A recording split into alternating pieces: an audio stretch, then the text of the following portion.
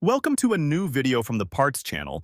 Well, I'm going to make a short video, but I find it very interesting, so that you can be very careful with this. When you change a common rail fuel pressure sensor, the fine thread ones, like the one you see here in the video, these have a soft steel washer. That one over there, you have to be careful when you extract it. First, let the old washer come out, because if the washer stays inside the rail, which it has happened many times, and you put in another new sensor with another washer, what will happen is that by having those two washers, there will be a loss of diesel fuel there. Through the thread, the diesel will come out of the rail. And another thing that we are finding more and more often is that we order a sensor, and we don't know why, like this one you see here. Well, it turns out that we have ordered this sensor because it had to be changed to a car engine. But first, as I always tell you, try to clean it, because many times cleaning it solves the problem. In this case, not.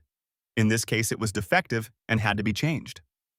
The problem that we encounter most often is that they come without that washer, you see?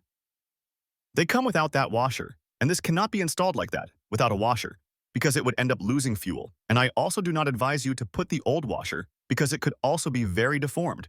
And you may encounter the problem that when you tighten it, it does not seal properly, and you will lose fuel.